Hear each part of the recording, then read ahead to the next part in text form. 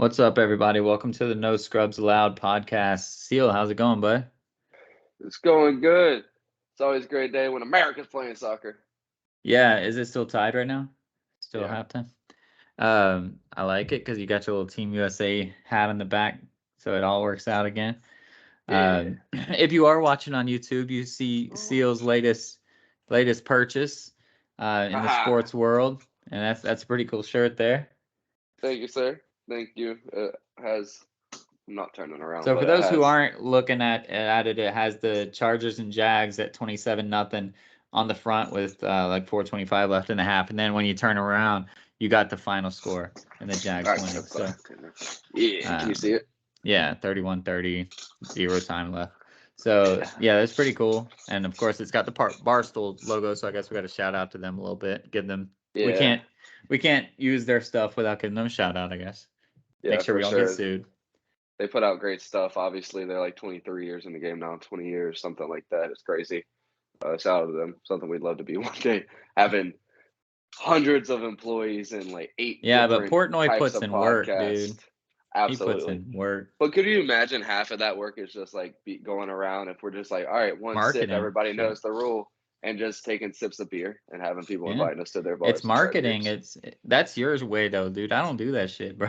I don't even Yeah. like people. So that's Yeah. you got to get out there and network and shit. I'd be Yeah, the but back end of the. oh wow. 46 minutes, Serbia scores. Jeez. All right. So, All right. So, anyways, yeah, I got this shirt solely because I figured. I mean, I thought, like I said, I'm not really scared of anybody. Maybe scared of Cincy if we would win that game now after everything happened. But I'm pretty sure I called this Bills team like 3 weeks ago that they were starting to get suspect, and but I figured it was going to happen, and it did. We shot ourselves in the foot at the end of the game, but that whole game, man, we were just trying to play catch up against the refs and not fuck up. And when you're playing to not fuck up, it shows. And Yeah. we had some drop passes, some miscues, and a couple of stupid ass penalties that lengthened their drives and made ours a little bit harder. That could have went either way. That I knew was going to happen because the NFL does not want. I mean, hey, shout out to you guys, the people that watch sports stuff. 30 plus million people tuned in to watch that Jaguars Chiefs game. That's crazy. So hopefully that helps transpire into us getting more games and maybe more fairness among the people employed by the NFL to sway these games. Not when you're playing against Patrick Mahomes, you won't get that fairness. I know, bro. The drive where he's out, we're like, all right, Chad Henne, we got this. Oh, he hit the guy in the head. Oh, he hit him in the head. And he led up going into the dude. Bam, goes down 92-yard drive or 94-yard, some stupid shit. Yeah. Touchdown. It was like 3rd and 12. Should have been a fucking 4th down punt. Nope. Oh, he hit him. 3 drives later, same thing happens to us, except dude didn't let up. Dude drove right through Trevor, hit him all up in the grill, no flag. Knew this was going to happen. So I figured we weren't going to win. Like I knew some Miles Jack wasn't down type shit was going to happen. It did. We didn't win. We still didn't look like the Bills by any means. So shout out to us probably being the 3rd best team in the AFC right now. When you look at things, if we went to a bronze medal game, I'm pretty sure the odds would look pretty damn good for the Jaguars right now. Well, the odds wouldn't, but the realistic odds probably would. Realistic, yeah, shit. The odds makers in Vegas don't know what to do right now. We'll talk about all this stuff later. We're getting right into the lead right now, or what is it called? We're burying the lead, but we're not burying the lead. We're doing the opposite. We're like jumping the lead, jumping the shark. We're getting the lead out of the course. Yeah. I don't know. We should be burying the lead. So I figured this shit was gonna happen. So that's why I saw the shirt. I had to get it. It's an epic shirt. You haven't seen anything like this since 28-3. So yeah, it's for Vikings regular season, but but regular season they lost to the Giants. Yeah, they lost to the Giants. So it's just pretty cool. Yeah, that is cool. And it's funny, we're not really talking about football necessarily because we got to save the best for the end, and otherwise it'll be a 20-minute podcast. But I hit a 4-team parlay. So even though I called the Bills on the podcast after having some time to think about it, and on Sunday morning, they played on Sunday, right? Yeah. Or well, Saturday morning, because I had to make the 4-team parlay. I was like, there's no way one of the plus teams have to win. It can't all be favorites. And so I did pick the Bengals. So I hit it wasn't amazing. It was like 183 odds or something after all of it. So it came out pretty good. Got a little bit of money. But yeah, it was nice to see for sure. Good thing But you took Chiefs money line. yeah, I wasn't. I did take. No, I think I took the Jags on the spread in a straight up bet. So I think I did fine on both of them. No, I teased. I teased the Chiefs down to 3 or 3.5, so it still worked. So that, but no, I think the 49ers fucked me on that one because I teased a few teams down, and somebody fucked me, but I don't remember who it was. But yeah, before we get into the predicting the future of football, I can actually say that we were wrong about UCF basketball. We thought really highly of them. Not tonight. So if you guys watch tonight, we lost to Houston. That's fine. Houston's one of the best teams in the nation. I'm not worried about that. But over the weekend, we lost at home. No, not at home, on the road. But to USF, who was like the worst team in the conference. So that pretty much puts a wrap on our tournament because we have to win the AAC tournament now to make it into the March Madness, which means we would have to beat Houston, and that's not going to happen. So it was fun while it lasted. If we could have gotten through USF, and if we could have beaten every single team except Houston, and then road games against the top people that would be the quadrant 1 or whatever, we had a shot. But losing to USF is a quad 4 loss. That's a wrap. We're going to get the bias because AAC doesn't get 2 or 3 teams in. So now it's AAC or bust. So I'm not losing hope. We had a pretty good game against Houston, but on another page, I'm losing hope. We're not gonna make it. Yeah, man, you had to think after them losing to Temple, right? Was it Temple or Tulane? It's one of them teams. It was Temple, I believe. It was the better one, whoever it was. But you had to think that was put a wrap in a chance of us winning that game tonight, No. right? Like even winning the game tonight. Oh, you mean when Houston lost? Yeah. Yeah, Houston lost to Temple. Going down into that second half when it came to the grind time, like they just flipped another switch and really just started like going and playing Houston basketball and stopped playing around with UCF and trying to make it a shootout. They just started doing their job, and UCF kept putting up crazy shots and celebrating 1 out of the 5 that would go down. Our one and done guy Hendricks though looked good in the first half. He was doing work. Right. He was keeping us in it, looking good. But like you said, when Houston hit that extra gear, you could tell who the ballers were, and who were just out, who were hoopers and who were ballers. I don't know which one's better, but you could tell which one was which. Yeah, for sure. But either way, it's good. In other basketball news, though, Phoenix is now on a 4-game win streak. We're turning it around. Ooh. We still don't have Devin Booker back. We're not going to have Devin Booker back for a while. But we dropped all the way out of the playoffs. The guaranteed playoffs. And since that point, we've won 4 straight. We're still down in 7th right now, but we were like, oh shit, we got to start winning again. So we flipped that around. But what I really wanted to talk about, we talked about it a little bit last week, but the trade deadline is looming, and we'll talk about the Lakers in a second. But Jay Crowder, there has been no news, man. Nothing's happening. Do you think teams are going to really stall us out and make us buy him out? Or do you think if our GM is smart, we can convince somebody that, hey, you better trade or else you're going to lose him because he can go wherever he wants?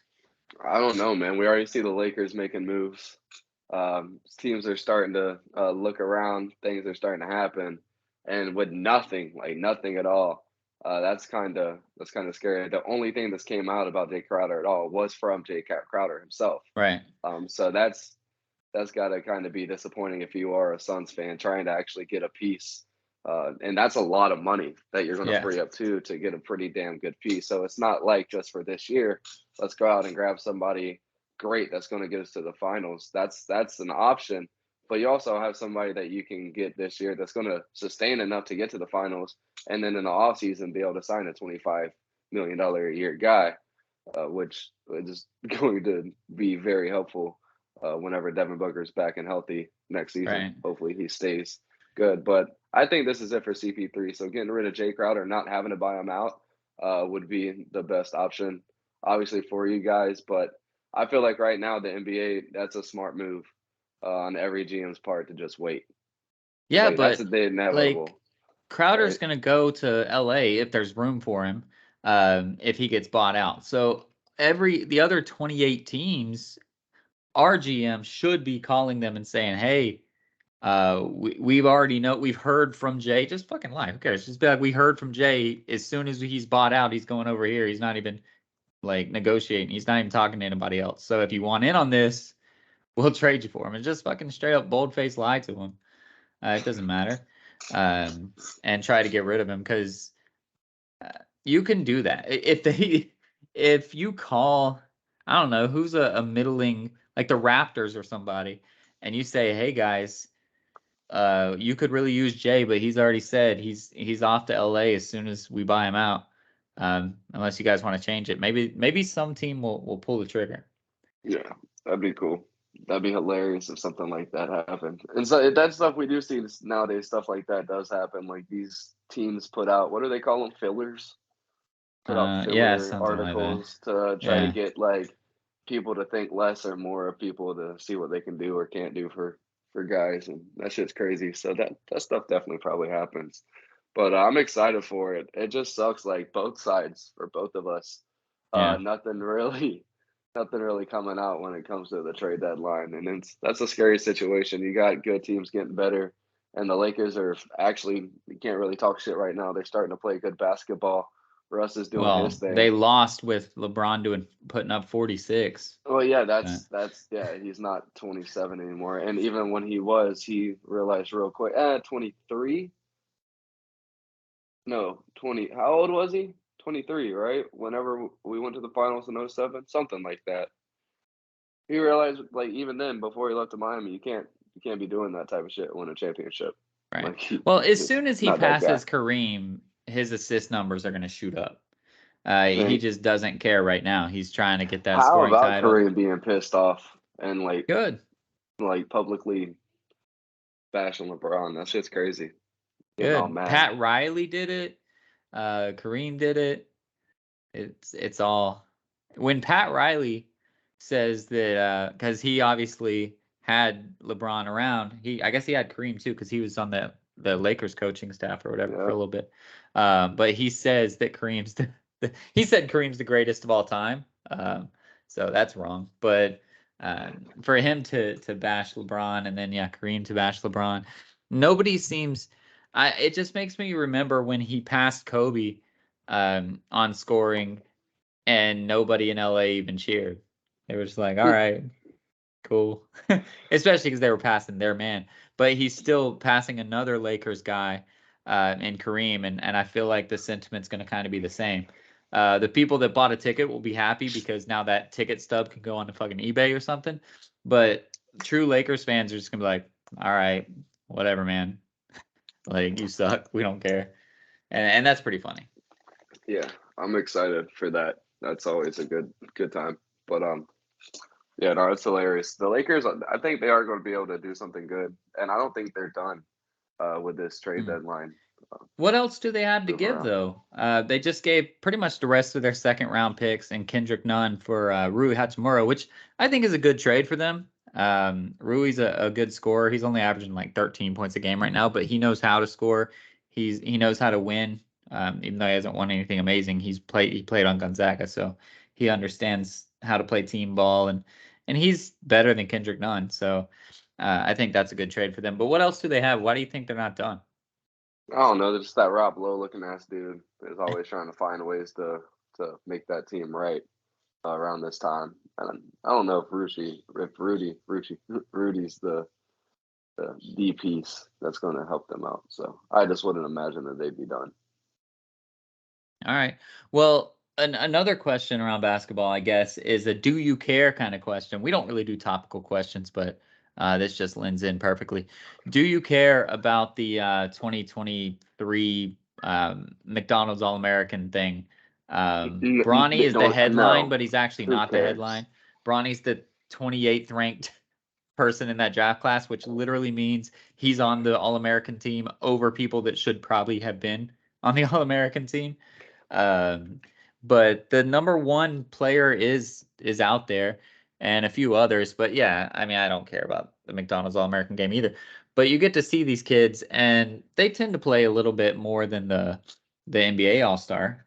They play a little harder. Yeah, no, But they play, but nowadays it's just turned into a shoot fest, and it's not as fun as it used to be. Like, I mean, when Zion, I'd say that was kind of the end of it because that was just Zion. Like, until we see another kid come up through that's just sitting there doing stuff like that with bunnies and stuff. Like, all right, cool. You can blow by kids and do these cool little layups and dunk and hit threes from half court, but like I think it's the not as difference. exciting as it used to be. Like seeing Yeah, these kids be so fundamentally gifted and stuff like that. Like, cool, if you're playing ISO ball out here, this is nice. I think what changed it a lot for me is the exposure. You know, like we've seen so many highlights of Bronny already. We've seen so many highlights of all these guys, which no, sorry guys, I don't know your name. You're not LeBron James' son, so it doesn't stick in my head. But when LeBron was there, when it was Carmelo and LeBron, and even earlier days, I remember watching Anthony Davis in the McDonald's All-American game. You had never seen these dudes before, well, except LeBron. Yeah. But you had never seen these dudes before, and they're coming out and they're putting on a show. Now we have highlight reels and tapes of all 18 people or however many people are going to be out there. We could see their entire body of work for all of them. So I think that kind of changed it a lot because I remember when Carmelo was out there, he wanted to prove himself. I mean, he signed to Syracuse, who they're a good team, but they're not the Memphises at the time, Dukes, North Carolina. So he had to show himself, and I think it changed a little bit for that. All these kids are already declared or signed for their college. Like it doesn't matter anymore. So I don't know. It's kind of sad.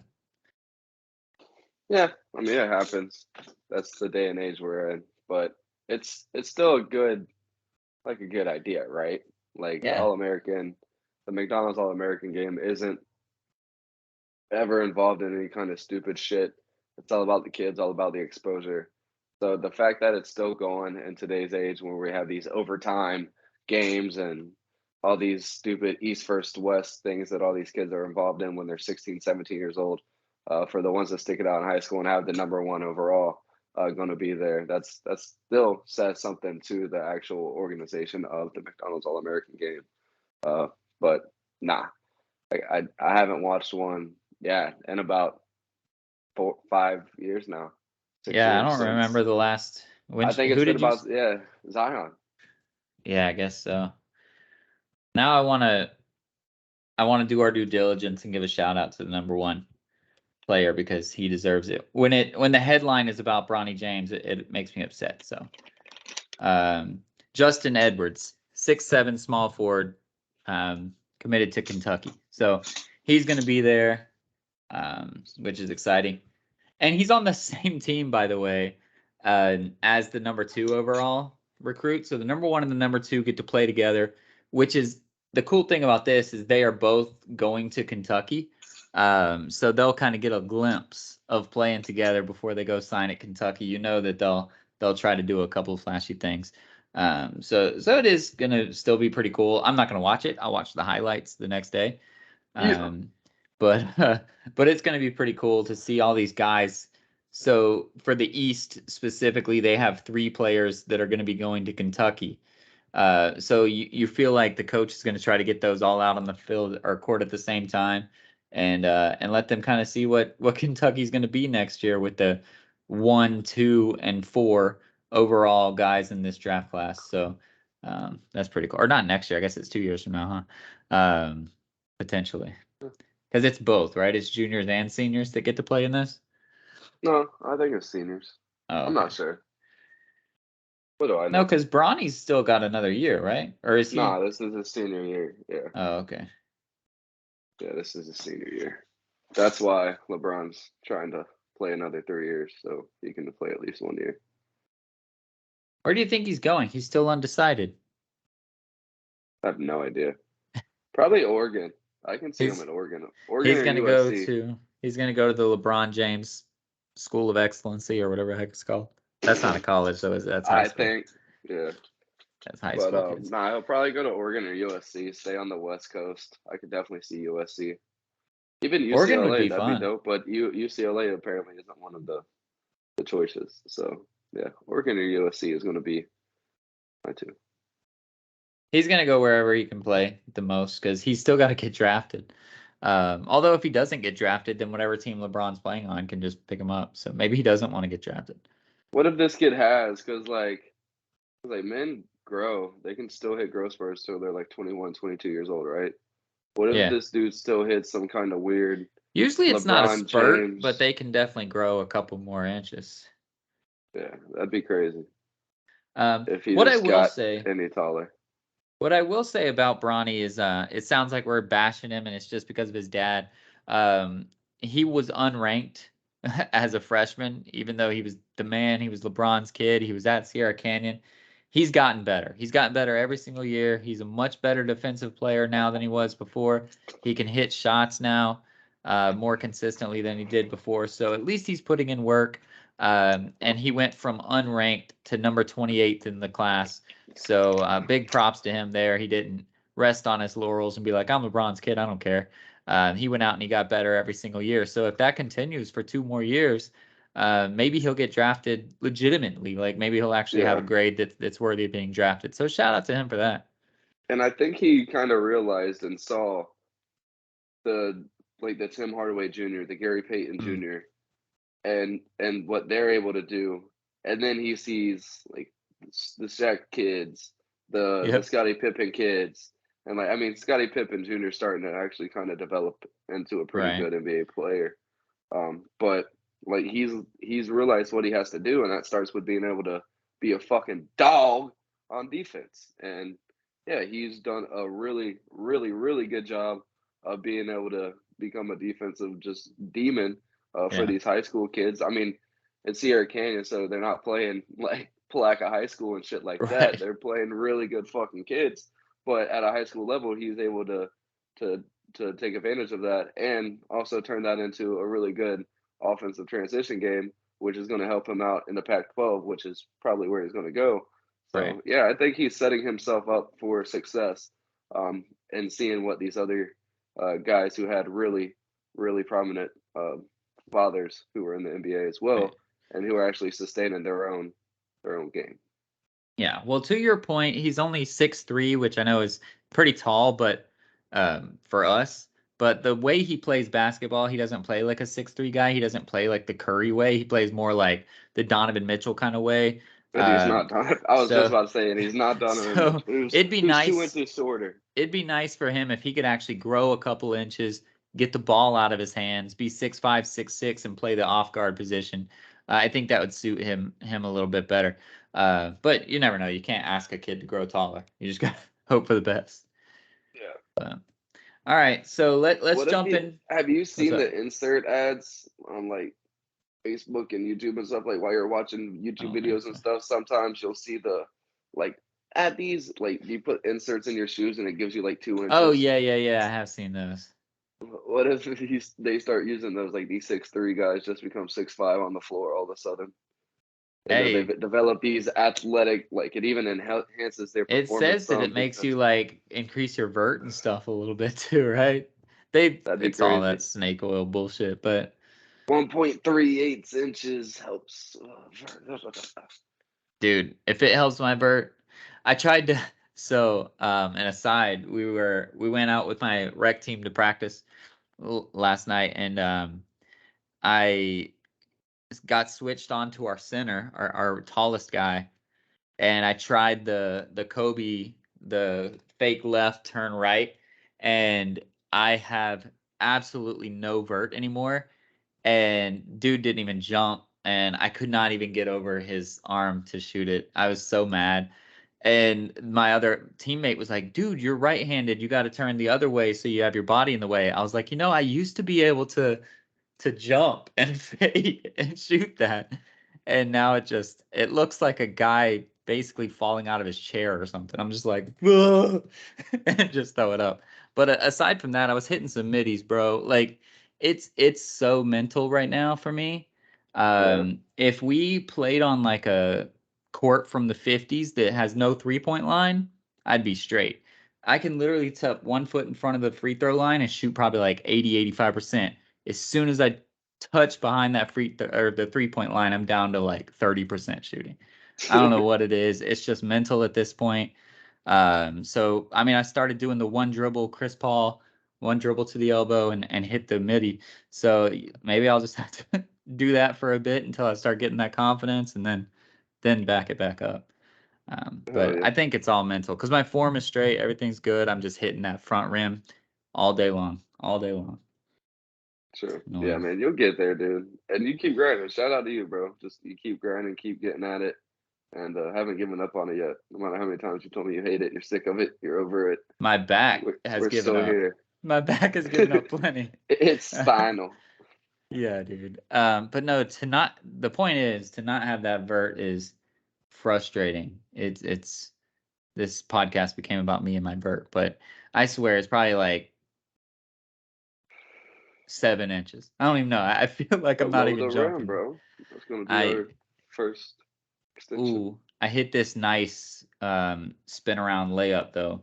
I might have traveled, but it was like an NBA travel, so they wouldn't have called it, especially not in rec. But the first gather step was a little bit not gathery. I definitely took 3 steps, but whatever. I hit it. It was cool. It was nice. All right, so back to the real world.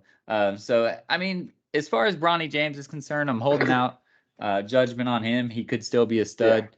His dad is definitely a scrub, but he's put in work. He's done his job, and that's exciting. So I hope he continues putting in the work because that's what, like you said, Gary Payton Jr. did, and all these guys, and now they're making a name for themselves. All right, so let's move on to football. Like we said, all the projections happened except the Bengals. The Bengals should not have been that big of an underdog. But before we move on to championship weekend, let's talk. We talked about your game already a little bit.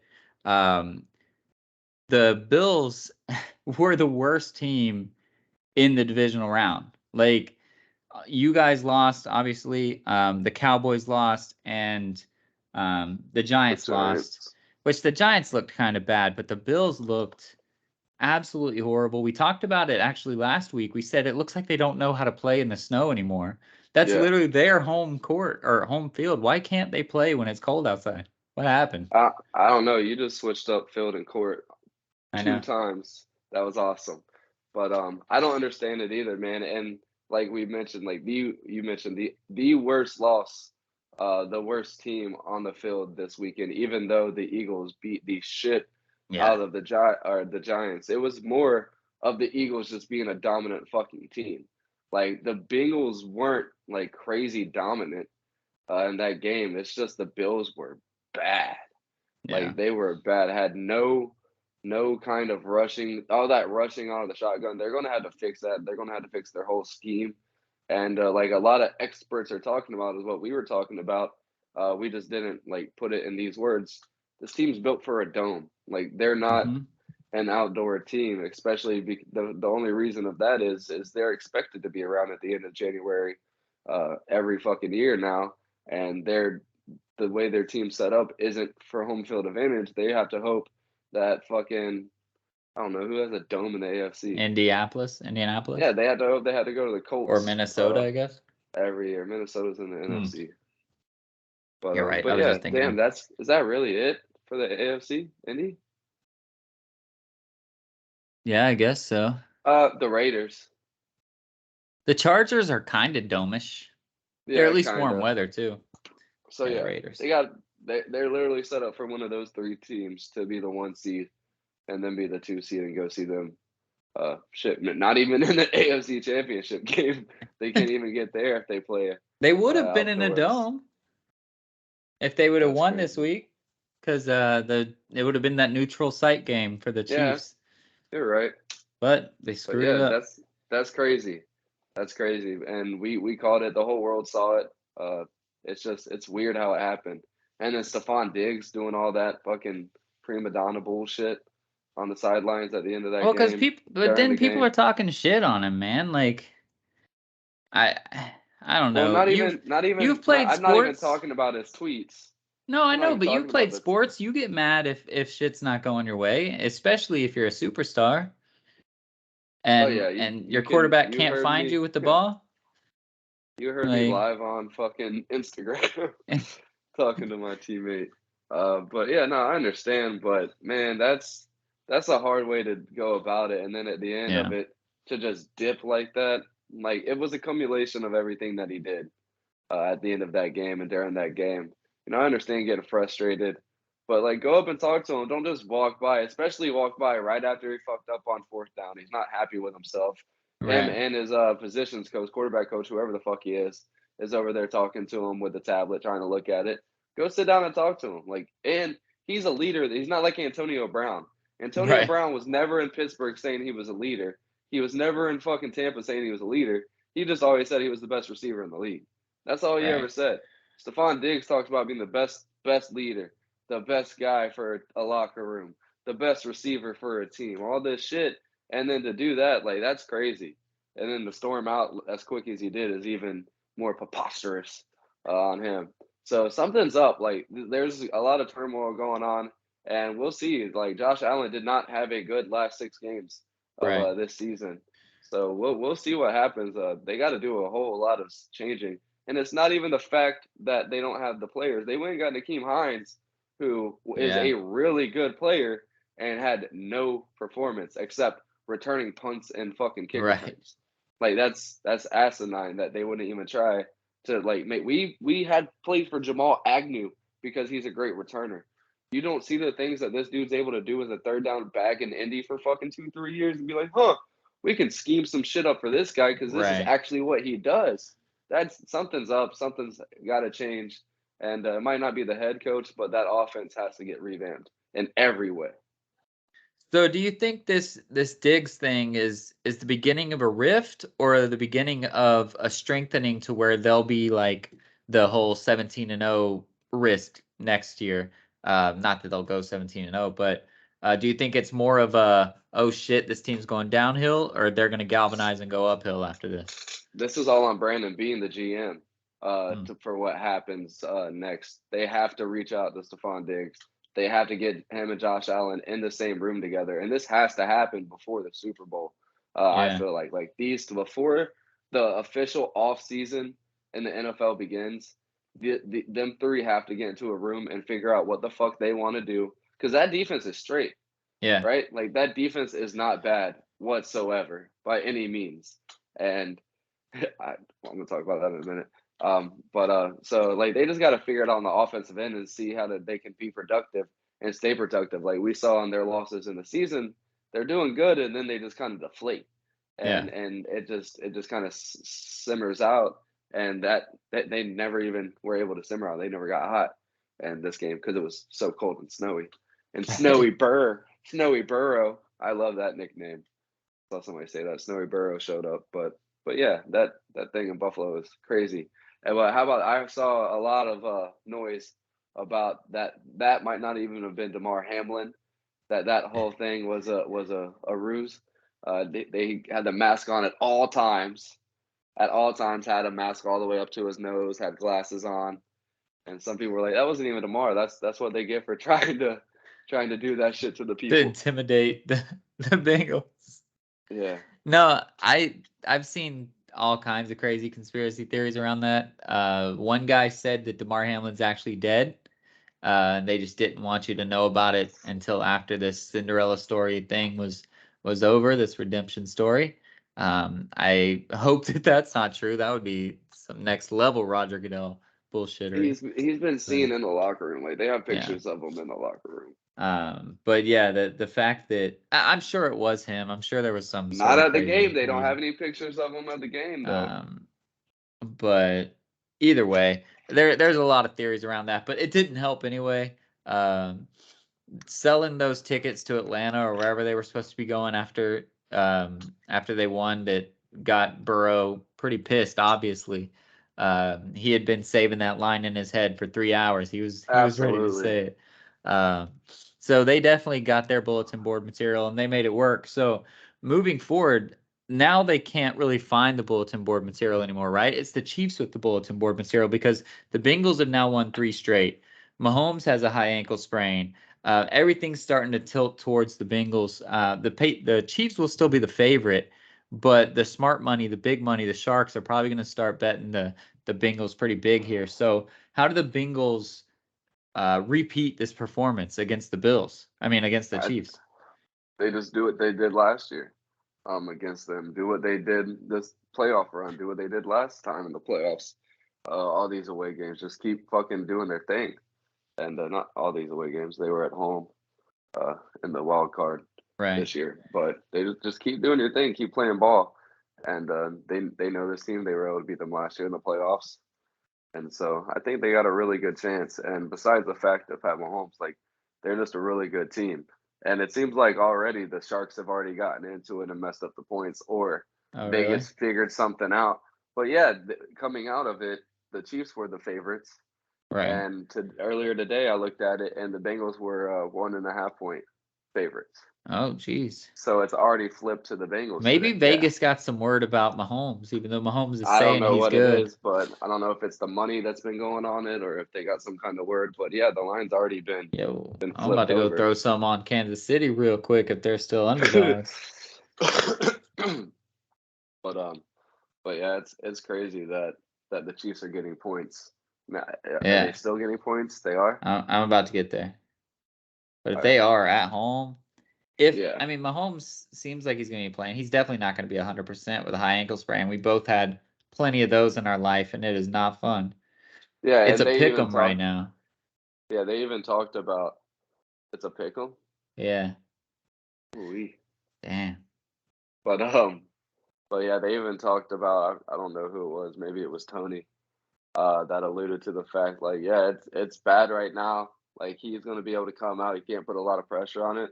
But by Wednesday is going to be when it really starts and when it really hurts. So those 3 days going into Sunday is going to be a pain in the ass. So we'll see how much painkiller they're able to inject or how much tape they're able to put on it. He's going to wrap that shit up and shoot a big ass needle in it, and he'll be fine till halftime. Then he'll do it again. Yeah, and it didn't help us that we keep playing the same coverage that we do, and we just always give up a lot of yards to the tight ends. And we had no-name fucks getting like 30, 40-yard receptions on third downs and shit. Like, it was crazy. Not talking about Kelsey. Kelsey's amazing. He's He had like 6 receptions on the first drive, including a touchdown. So yeah, but just what we were doing, that like the Bengals do the opposite. They give you the outside. Right. They give you the outside and dare you to come into the middle. And that's kind of what the Chiefs are not able to go up against.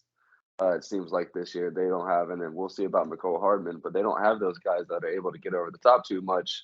They have Juju, who kind of showed up a little bit, but without MVS being MVS like he was for Green Bay, that hole has not been filled.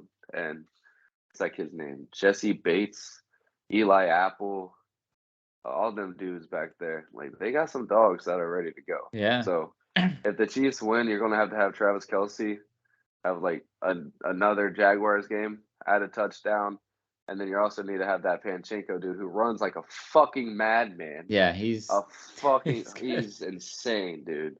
He is absolutely insane. Like, if he doesn't get CTE, that's not like sensitive to him as a human, but if he doesn't get it, I will be absolutely amazed by how he uses his head as a weapon and doesn't get called for it in today's. Like, he did it like 4 different times, and I'm like, yo, lead him with crown. What the fuck? Like, what the fuck is happening? Like, right into the chest. Like, what the fuck? This isn't allowed. If anything, they're about to call that on the defense. They'll start calling that on the defense. But yeah, no, he uses his helmet as a fucking weapon, as a boulder. Mike Allstott, baby. Yeah, so yeah, that's type of thing is going to have to happen because Pat Mahomes is not going to be able to move too much. He's not going to be able to get all of his oomph into it and go downfield like crazy. You saw in that Jaguars game going 25 yards down the field, even 15 yards to the sideline, like cross sideline, from the hitch that they were on, was pretty hard for him to do. Yeah. Just taking that one step little drop and throw it. That was pretty hard for him off his right ankle, and that's a bad thing too. It's his right ankle. It's his plant. Right. So That's the tough one. it's going to be hard. So what do we think is going to happen at that game? So right now it's a pick'em on Wednesday night. It's assumed that Mahomes is going to play and not at 100%. So what do you think is going to happen in this game? Who's going to come away with it? Bengals by 9. By 9. Huh. I mean, I think it's so crazy because every time I think defenses are just going to shut down Kelsey, Mahomes is hurt, blah, blah, blah. He just 3-step drops it to Kelsey every time. How do you not put a body on him immediately? I guess that's a credit to Kelsey that he continues to find a way to get open, because it's not like I'm some defensive genius.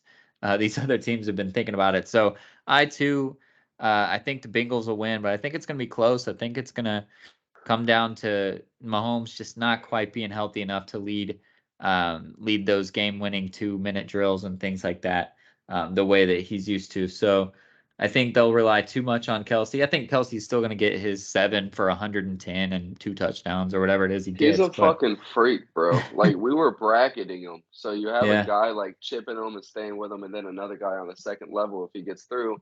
And even that guy is still fucking playing catch up Yeah. with him, and he's wide open when the ball gets. It's insane. Like, that dude is a fucking unicorn out there. Yeah.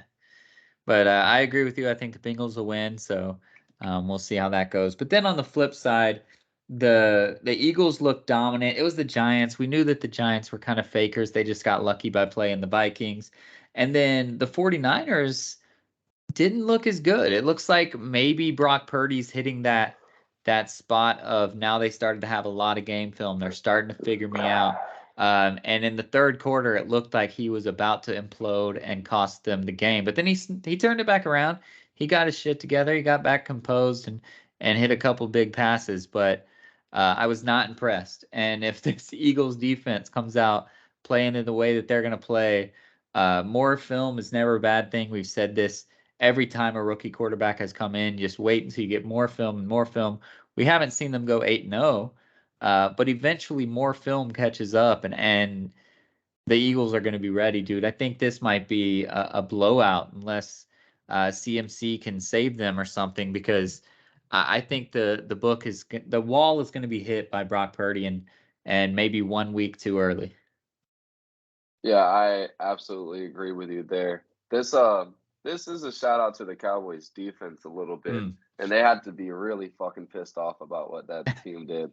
I'm trying to pull out like exactly what the defense did. All right, so 1 fumble recovery. Any Diggs dropped a couple interceptions. Yeah. All right, so yeah, 1 fumble recovery and not too much going on. Bosa How many didn't really deflections do shit. did Diggs have? Because I swear they were thrown right to his face and he just dropped it twice. None. It says no pass deflected. No deflections. All right. Well, maybe they don't count interceptions that fall off your, or maybe it was somebody else. But yeah, but that defense is just insane, and they got fucked for what that offense and Dak Prescott went out there and did. And that sucks. They got to pay Dak, but yeah, we're not talking about that. I just think this San Francisco offense, when they're playing a really good defense and only having, like, not only having, they have a lot of weapons, but only not really having too many dimensions that they can go to. That's the beautiful thing about the Chiefs. There's so many different things they can do to you. It's if you can focus on Debo, you can focus on CMC, and like just let Kittle beat you. You're probably going to be okay. Like teams have shown that they can do that. Like and the 49ers have shown also, listen, all we have to do is kick a fuck ton of field goals and get a touchdown, and we're going to win this fucking game. Like that's our defense is so good. We can get 3 half the time and get 1 touchdown the other 1/8 of the time, and we're going to be perfectly fine because our defense is a shit. You're not going to score 3 touchdowns. It's not going to happen. Well, now they're playing the Eagles team who has the real MVP and Jalen Hurts. has probably the best quarterback right now in the NFC and Jalen Yeah, Hurts. I'm for not going to say sure. the NFL because Pat Mahomes is still Pat Mahomes and Trevor Lawrence is coming up. And now we'll see where he's at when he's in year 3, year 4. But no, he's definitely, I would say, the best quarterback in the NFC. Yeah, for sure. I would argue that for sure. But and that AJ Brown, Miles Sander now, just everything that they have is going to be really scary, really fucking scary. And Dallas Goddard is starting to come back into Dallas Goddard form. So this team Yeah. is going to have a lot of fun, I think. And it might not be too ugly, but yeah, I agree with you. It might not be blowout like plus 20, but 2 scores against the San Francisco team is going to be a big pat on the back. Has Purdy played in a Philly environment? I mean, nobody really plays in a Philly environment, but in his 8 wins, how many have been on the road in a tough spot? I wonder. I mean, I don't know how easy that is to pull up, but That's easy. Just go look at the schedule. yeah, that's true. Just the last couple games. I got it. Because it's going to be a lot different to play in Philly. All right, so let's see. At Raiders, don't have a fan base. At Seahawks, I That's think I was tough, watching that but bleacher. I think I saw a couple bleacher monsters. I don't know if it was that game, but I watched one Seahawks game and I was not happy about the bleacher monsters. But that's it. Everything else yeah. was at home. Yeah, so it's going to be a different beast. Like he's not quite going to be ready for that. I don't think. So, what am I looking at here? Oh, they do that shit backwards. That's weird. But yeah, so it's going to be different. I don't think he'll be able to live up to that level of hype to see the Philly fans. I mean, I've never been to Philly Stadium, but I've seen it on TV a lot of times, and they don't play around, especially when they think that they have a team that's capable of winning. It's going to be loud. It's going to be crazy. And honestly, I don't think it'll be close. I think the score might be close, but I feel like it's going to be one of those games where you're just watching, never thinking that Philly's in trouble. It's going to be like, oh, Philly's about to put it out of reach here. Oh, no. All right. San Francisco kept it close, kept it close, kept it close. But it's never going to look like, oh, shit, San Fran's going to win this game unless Philly does something. That's how I feel. I think it'll just be one of those comfortable wins for Philly. Yeah, no, I agree. They could definitely turn the ball over a couple of times to this 49ers defense. But yeah, I agree with you that I don't think the Eagles are ever going to be in too much trouble here. They might have to come from behind in the second quarter. You know, they might go down a couple field goals. But yeah, nah, the Eagles have a really good defense, and I don't think they're going to be able to score too much if they're able to just hone down CMC and Debo. Nice. Like George Kittle, 2 touchdowns. Cool. Yeah. That means they're going to have 26 points if you go off of this Cowboys game. Right. If he has 2 touchdowns, that means CMC's probably locked the fuck down and isn't able to get into the end zone, and their run game's not able to get going. And the Eagles win 34-26. Yeah, I think so too. So which is 8 points. next week when we have the stupid ass Pro Bowl, is it still the week before, or do they play it afterwards now? It's the before. week before still. Okay. Yeah. When we have that, we'll be able to talk about off-season stuff, because I want to talk to you about like Lamar Jackson and Aaron Rodgers and all these guys. And since next week we won't have anything to talk about, we'll table that as far as the Tom Brady to Vegas and all that. But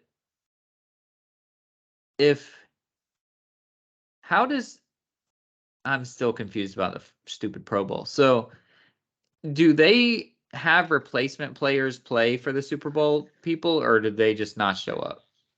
I think they have enough rostered people that, like, so when Pat Mahomes or Joey Burrow, right? That still means Pat Mahomes, Justin Herbert, Josh Allen, all these guys. And then on the NFC, if it's Jalen Hurts, then they still have Kirk Cousins and all these other dudes, whoever the fuck it is. Like, I think they roster enough people to be able to fill. Who's going to even be on the NFC? Cooper Rush? And see, that's the thing too that kind of sucks. Like, what the fuck are all these linemen and special teams guys? Do they even make it? It's flag football now. You don't have linemen. Yeah. Remember the Chiefs guy who's been practice squad cut, practice squad cut, Yeah. practice squad cut, all with the fucking Chiefs. He made the Pro Bowl this year. So I don't Yeah, know but what all these guys, but they're are they missing gonna out. do 11-on-11 flag football? Like, what the fuck? And I think that's what sucks for us, like growing up, dude. That shit was so cool. Hawaii, like even seeing the players you had on ESPN all week there in Hawaii, watching the players have fun, going Yeah. bowling, doing all kinds of shit. Like that had to be cool as fuck for a player. Now they're going to where I don't even Arizona. No, that's the Super Bowl. No, Arizona's the Super Bowl. It's Miami, isn't it? Isn't it like always Miami now or some bullshit? Actually, I think it is Miami this year. I don't know if it's always, but I think I it's think it always is. I think I Miami looked now. into it, Oh no, it's in but LA this year. oh, Hey, the fuck's in Miami? Oh, the may- fucking NHL All Star games next week. maybe I'll go to the. How much is the skills competition? Do they have tickets to these things? I'll go watch a skills competition. Yeah, I'm pretty sure they do. I'll go watch a That'd be skills dope. competition. I don't care about a flag football game, Oh but yeah, my buddy. I think my buddy went a couple years ago. Whenever it was in like Orlando or something. Pretty sure it would be Ryan at went. SoFi, right? If it's in LA, it's not going to be anywhere else. SoFi Stadium, Inglewood. I just go Ticketmaster and type in Pro Bowl, but that's on my phone. I guess I could type in Pro Bowl. I'm over here just searching by stadium. Right. I didn't know You that have they would always said have. you suck at Google. Well, I'm not in Google. I'm in SeatGeek. I just didn't know that they would have Pro Bowl as like a event. I thought you would have to find the $56. Oh no, it's in Las Vegas. Why did my Google say it was in Los Angeles? Whatever. Damn. It's in Las Vegas. I don't want to drive to Las Vegas just to watch a skills competition. But it's only $50 to get in. No, that's kind of That's cool. not bad. But yeah, That's including fees too. Yeah. that's crazy. Yeah, well, that's going on. We'll be talking about the Eagles and Bengals matchup for the Super Bowl. Exactly. All right. But so you guys, we talked about myself losing last week. So now you guys have lost. What's your outlook moving forward? What do you think this team is heading towards? Where do you want to draft? Like what do you want to see moving out of here to go into next year? Yeah, man. We don't have too many like leaving pieces. I think we have 12, 11, 12 players, and it's not like a lot of big name guys. Marvin Jones is one of them, Evan Ingram, but he's already said that he wants to come back and he wants to be a Jaguar. So hopefully he'll take one of them discounts.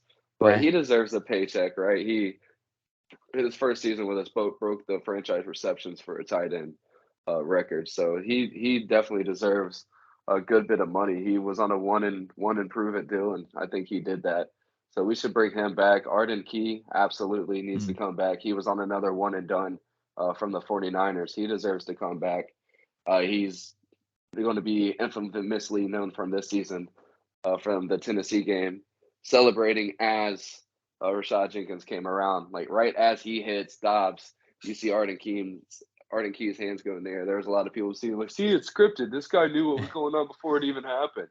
Like he No, it's didn't. because he's an elite professional that he knew what was going on Yeah, beforehand. no, I think he just knew that they didn't get it on third down, Right. right? Like oh, incomplete pass, woohoo! Like we held him. I don't think he was celebrating. Like he went, hell, oh shit! They didn't blow a whistle and started doing his scripted performance during that play. But like, there's a couple people. I think Dewey's a free agent. We should bring him back just because it's Dewey now, not Andrew Wingard, Joe Dirt looking ass that we shouldn't have. Like he's past that now. He's a really good rotation guy in the secondary whenever Cisco's not in, and yeah, I like the guy, and so him. Dan Arnold can go. Manhurts is another tight end that can go. We can find blocking tight ends. We don't need to pay them. Dan Arnold isn't that guy that we traded him from Carolina to be. Thanks for letting us get rid of CJ Henderson, though. Shout out to you, Danny Boy. Fuck, who's another one?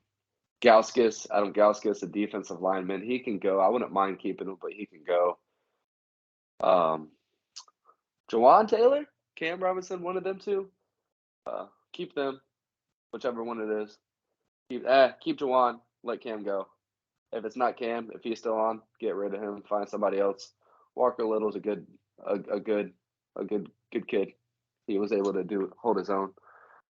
So I'm excited, and the fact that I'm not pissed off, the fact that we're picking 24th, and I'm not like, oh no, like we're not going to get anything great. Right. But historically, the 24th pick isn't bad. Like in the Yeah. last 15 years, there's been some names, like some really big names coming out of that 24 slot. Kobe, and so yeah, I'm excited. Going forward, we know we're not going to gum out. I'm not going to be able to go to Vegas and put $100 down on them winning the AFC South and win $600-700. I might win Right. 350. So we're going to come out with pretty good odds. The eyes are going to be on us. It's not going to be like 2017. We really showed at the end of the season once the coaches were really able to get what they wanted to do going. Right. We showed what we're able to do in Jacksonville, and like I said earlier, once the NFL comes on our side and realizes that we can bring 37 million people to their TVs and make you a shit ton of money, as well as any of the other big dogs can, then they'll see. Because the thing is with us, I don't even know if that's just like in America. Like we have so many international fans. Right. The home playoff game and the Titans game, there were so many people on the Jaguars blogs or whatever the fuck you want to call them, Facebook's groups and all this shit. International people trying to find Airbnbs. What's the best this? What's the best areas to come over and watch the games and support the Jaguars in these first time in forever critical games at home at TII Bank, and it was really cool to see. And it's we have a lot of fans. We are a small market, predominantly historically, not predominantly, but historically. But I think that's changed in the last couple of years, and now that we're back to winning, the bandwagons we picked up from 2017 are back, and they're here to stay. I feel like so that'll help. We'll probably get a primetime game by week 3, week 4, and once that gets like 25, 26 million, they're gonna be like, "What the fuck? Hey man, we're gonna flex these fucks to Sunday night a couple times this year." So that'll be cool. I mean, you just have to be, well, actually, this is completely false. I was going to say you just have to be better. Like the AFC South as a whole had that knock, but that's totally not true because the NFC South sucked dick and Tampa Bay got primetime games left and right like it was nothing. So I guess you just have to have Tom Brady. But no, you'll get better because even with winning the division, it was a weak division record wise. So people get that weird vibe about them. So as you guys will probably be battling for an actual top seed next year. So I think Well, the odds to win the division will be minus probably. I mean, the other 3 teams are trash. So since we won, we're not going to go into explain the schedule. That's just stupid, difficult, and hard for me and you to even remember how it goes. But the Especially basis with is this new extra game. Yeah, if you win the division, it rotates around, but you're going to play the winners of a couple other divisions in the league, watered down. So next year, we just happen to get the winner of the AFC West at home next year, which was, oh yeah, the Chiefs. So yeah, we get a little rematch action. Hopefully it'll be a la 2018 and we'll get them pretty early, like we did the Patriots, and just fucking stump them at home like we were able to do there. So I'm excited for that one. I am definitely going to try to find a way to be and do well for that. I don't know what division we get, but if we get the NFC North, I'm down because like we'll lose to the Eagles. The opponents are already out. Well, I For haven't us, at looked, least. but we'll lose to the Eagles and we'll probably lose to the 49ers. But if we get the NFC South, we can get all 4. I mean, the NFC North, we can get all 4 of them if Aaron Rodgers leaves. Maybe not Detroit. Well, So if we can now go with 3-1 there. Now with the extra game, they're doing 2 in your conference and 1 out conference. So 2 winners in the conference and No, 1 I out know, conference. but you also have to play an entire entire division usually. Yeah, In I each forget. thing. So if we get the entire NFC North, I'm happy. We'd lose to Detroit, but we'd beat the other 3 teams. Let me see if I can find it before we get out of here. What will it be? 23-24, right? Yeah, just look up Bucks 23 opponents. All right, let's see.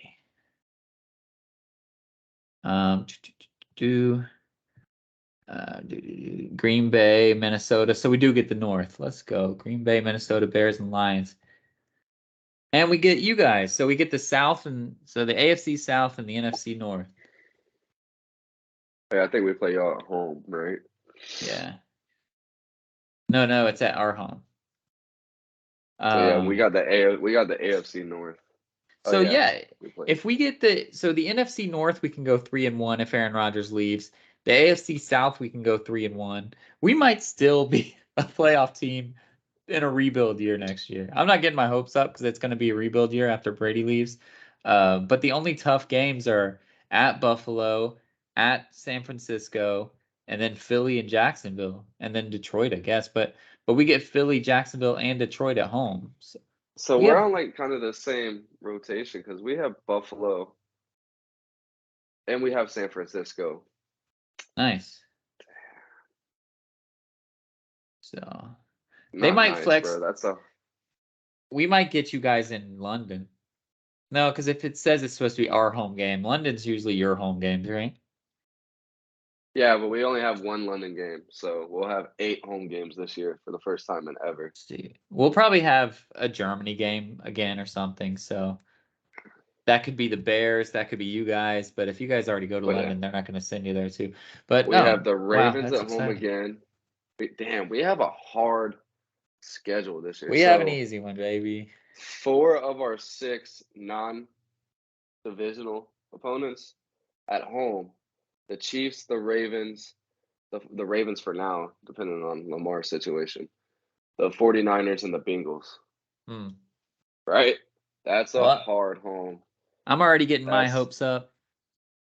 That's great. Let's hope none of those are going to be in fucking London. And then our away opponents aren't too bad. I mean, you guys aren't. Yeah. So we have the Bills and the Steelers, who we always play good, as our away opponents. So home, we're going to lose a fucking lot next year, probably. Fuck. I don't know if I can make it to Vegas this year, which really sucks because it's obviously the Wembanyama year. But I'm putting the over on the Bucks. If it's because it's got to be what 7.5 games, 8.5. Like it's not going to be a lot, especially if we lose Brady. It might be not even 7.5. Yeah, it might. And when I'm looking at that schedule, I'm not worried. I'm worried about making the playoffs. Like Carolina could make it over us or whatever, but I think we could put together some wins. Carolina's going to have a new coach. But they have a new coach, right? Well, a rumor is around for quarterbacks in all 4 of our divisions. I mean, all 4 of our teams. So we'll talk about those next week, like I said, with Pro Bowl. But all 4 NFC South teams have some pretty big quarterback rumors out there. So that's exciting. Nice. So did you have a shout out for us before we get out of here? I forgot, but yeah, I did. I don't remember it at all. If I went through my phone, I'd be able to find it. But you said it was going to be Amani Bates, but oh yeah, we can do Amani Bates. I don't know why he's necessarily worthy, but 29 straight points in a game for like a 4-win team. Stud. All right. So that's insane. Hey, it's your shout out. Give me the shout out. That's incredible. I mean, there's no way that you can't say be like Amani. It's just like a shout out for what he did. 29 points. That's absolutely incredible. This kid, you probably heard of him. Like when I first saw it, I was like, why do I know this kid? And then I Googled and I was like, oh yeah. So this kid, he was really fucking good in high school, like really highly talented. I don't know if he was number 1, probably. But went to Memphis, didn't do shit. Now he's at Eastern Michigan. And like you alluded to, they have 4 wins. They're not a good team. But he had not 29 points in the game. He had 29 straight points for this team. And it's obviously not something he does a lot, go off like this, because we haven't heard of Amani Bates since high school. And then the fact that he was transferring from Memphis. So, yeah, shout out to you, Amani, for going out there and do your thing. And I don't think it was against a bad team. I forget who they were playing. Toledo, I think. And no, that's not a terrible team. Yeah, so shout out to him. Shout out to him for keeping his mind right. There we go. We could turn it into that. Keeping his mind right. Mamba mentality. Keeping his head down and just going out there, going to work and putting up 29 straight. So, yeah, be like Amani Bates. No matter what you're going through, no matter where you're at, just keep that dog mentality and keep going out there and trying to put in that work and be a stud, not a scrub.